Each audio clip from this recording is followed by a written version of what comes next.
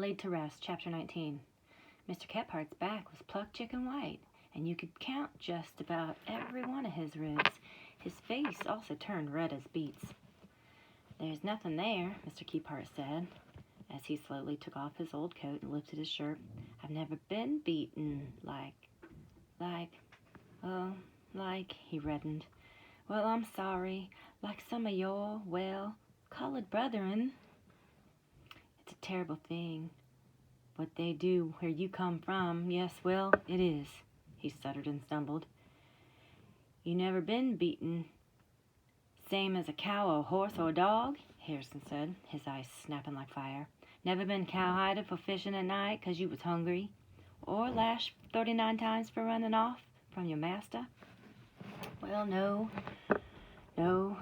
said Mr. Keephart, as he sat down and stared at the table. "Well, then," Harrison leaned forward and jabbed his fingers at the paper, "say you write on that fancy paper of yours how my back was all cut by scars, and say you tell your congregation people about them. They won't know what them lashes on my back feels like, lest they got them themselves. Now will they?" Mr. Keephart said he supposed that was true. He stuck his pen in the middle of the inkwell, and he said he wouldn't try to write any more tonight. I felt bad seeing how Harrison made Mr. Keephart, who seemed like a good-natured fella, turn red as beets. Lily always said that no matter what white folks did to me, I was to be polite. So I told Mr. Keephart that I wanted to hear what he had written down on that paper. But Harrison was stubborn as an old stump. "Don't need to hear what Mr. Keephart wrote," he said sharply. "I knows what I look like, and I knows where I came from, and I knows what I've been through. I got it all in my head, and I don't need no white folks to tell me what's they's got written down in words that I can't even read. You just leave it to be, Samuel. He ain't writing no more about us." Harrison cast his eyes around the room. "Where's me and Sammy supposed to sleep around here?" he asked Mr. Keephart. "Well, of course," Mr. Keephart said, standing up so quickly he had to catch a hold of his chair. "It's getting late, and I'll show you." I could hardly believe my eyes when he took us through the door into the white folks' church room itself. It was as big as Mr. Hackler's barn inside. Mr. Keephart lifted up the oil lamp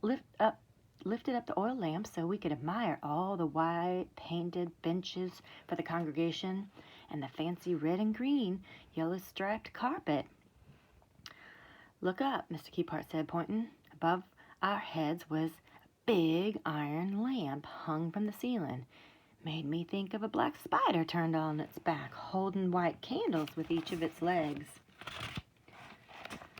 "Under that chandelier," Mr. Keephart said in a solemn voice, "is where one poor little runaway child was left laid to rest." I felt my heart leap into my throat. "She came to Reverend Pry in the arms of her mother. Poor soul, she was only a baby, and already too near death to be saved. So Reverend Pry saw to it that the little colored child would be given a proper burial, and she was buried right here." Mr. Keephart tapped the floor with his foot. "Right where you're standing, below the church, but in its care forever." Me and Harrison were silent as stones, just staring down at our feet. "Lord," I said in my mind, "it's awful nice to be inside this fancy white folks' church, but I don't want to be in its care forever." Mr. Keephart gave a nervous kind of cough. "Well, now," he said, "I didn't mean for that to worry you. I just thought, you might want to know, about other colored brethren." His freckled face reddened again. "Let me get a few blankets for you." Taking the lamp, he hurried back to Reverend Pry's room and hurried with an armful of old quilts and a half-dozen loaves of bread. "You can sleep here." Mr. Keephart piled the quilts on one of the church benches. "And I brought you some leftover bread if you feel hungry. And here," he said, pressing a piece of barley candy into my hand, "a little something for you, Samuel. I thought perhaps you might like it." Harrison sat down and heaved a loud sigh. "Good. You can leave us be for the night, Mr. Keephart." "Yes, sleep both. God bless you." Mr. Keephart stuttered and turned to leave, but at the door of the church he turned back, lifted the flickering lamp, and gave us a wide grin. "And don't you worry, Reverend Pry won't be preaching here till Sunday," he said. "Although I've heard some folks say They sleep better when he's preaching than at most other times. Chuckling to himself, Mr. Keephart closed the door. It was a strange feeling to be left in the middle of the dark and in a silent white folks' church, and I heard Harrison get up from where he was sitting. He started to shuffle around the rows between the benches. "Where you going?" I spoke up. "Gone to look at something." "What?" "You just go to sleep, Samuel." Harrison's voice was cross-sounding.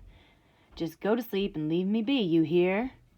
But I didn't like being in that silent church room myself, not with that iron spider hanging over my head and the baby buried in the floor. So I crept after Harrison. An oil lamp still flickered in Reverend Pry's small room, and Harrison stood by the table gathering up them scraps of paper. "You looking for something, Harrison?" "Maybe I can find it," I said, sliding myself real easy into the room. Harrison heaved a sigh. "Why, you always after me, Samuel? Lordy, you don't ever leave me alone." He looked up and glared at me. "You want to know what I'm doing?"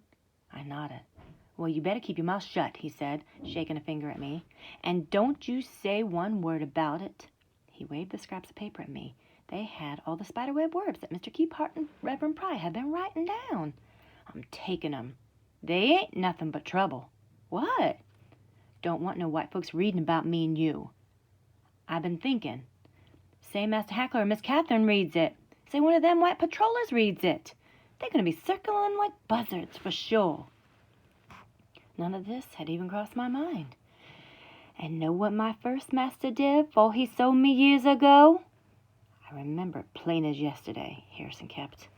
"He took out a fancy quill pen and wrote something down on a piece of paper.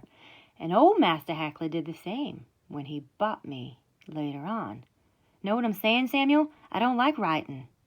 I don't like writing at all. Nothing good comes out of it. Putting words down on paper." Harrison snuffed out a lamp and took the papers back into the church room. "You keeping 'em?" I asked. "Course not," he snorted, and he huffed to a half-open window, tore the paper into pieces, and flung the writing out into the darkness. Stunned, I watched the scraps of paper flutter away. My whole story, the first story anyone had ever written down about me, was gone in the night wind. Carrying on, Chapter 20. I couldn't find a way to fall asleep that night. Even with the pile of blankets, the benches were hard as river rocks, and I didn't like sleeping in the big church room with all them glass windows looking at us. I thought about Master Hackler and Cassie searching and somewhere in the darkness, putting up notices on trees and barns. Maybe they were circling closer and closer and creeping to the church to catch us right now. Heaving a sigh, I pulled all the blankets on the floor. "That you, Samuel?" I heard Harrison mumble. "Settle down. Just get some sleep and settle down, child. I can't take no more, you." Smoothing my tangled blankets on the floor, I crawled under them and tried to keep my eyes from opening every half minute to check those windows. But then my mind started to think about the baby in Mr. Keephart's story, and I fell into a terrible real dream about somebody else being buried under the white folks' church floor. The church was dark as pitch, but Reverend and Mr. Keephart were shaking me awake. "Get up, Samuel," they were saying, with strange looks on their faces. "Wake up so we can get underneath the floor." I kept on asking them what had gone wrong, but they shook their heads and began rolling up the striped carpet until they had cleared a space the size of a man. Then Reverend Pry and Mr. Keephart began to cut large squares out of the church floor, cutting through the wood with their saw blades, and made a sound so sharp and terrible I had to cover my ears. Then the hole was finished. They lifted up the wooden planks, set them away, and called me to look inside. Leaning over the edge, I saw nothing at first, and then I began to notice what looked like stars and wisps of clouds and the moon, as if they had just cut a hole that opened not to the earth but to the night sky. "Move away, Samuel," the Reverend had said quietly. "We need to place this poor soul inside." I looked up to see them holding what seemed like was a large person wrapped in a gray blanket. Mr. Keephart held the place where he had seemed to be, and the Reverend held the feet, their backs bent under the weight.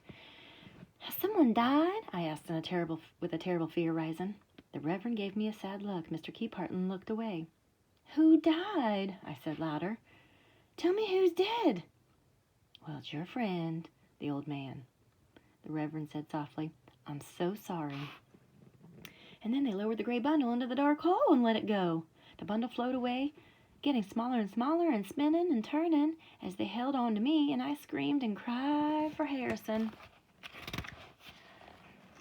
"Why you lying on the floor? Hollering like a devil got a hold of you." Harrison's hand was wrapped around my arm as he gave me a hard shake. "Stop your carrying on, Samuel. Nothing's going to hurt you. You're just dreaming. Wake up." Harrison shook me. "Wake up." My heart pounded, and my eyelids felt heavy as two bricks trying to open. "We still in the church?" I whispered. Harrison gave a long sigh. "Far as I know. But I ain't sleeping none, that's for sure." I opened my eyes to see him giving me a mean stare that said I was being more trouble than I was worth again. I tried to remember what Lily always said about bad dreams. Was it bad luck to tell them aloud, or was it bad luck to keep them quiet? "Everything looked so real as life," I told Harrison. He shook his head. "Sure it did.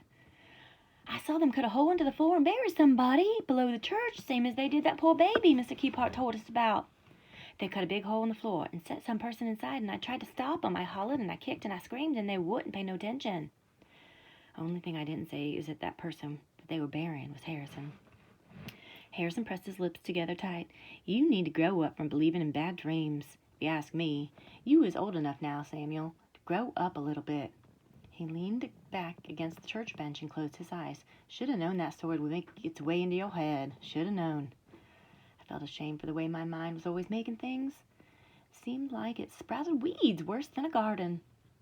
"Enough of that," Samuel said, rubbing his eyes. "No more dreaming, you hear? We need to be getting some sleep." He stood up and shuffled back to his own bench. "You better not wake me again," he hollered out in the darkness. I put Mr. Keepart's piece of barley candy in my mouth, and I didn't dream or even stir from the floor until a hand rocked me awake in the morning. The strange thing was, that hand that shook my shoulder was brown-skinned and a woman.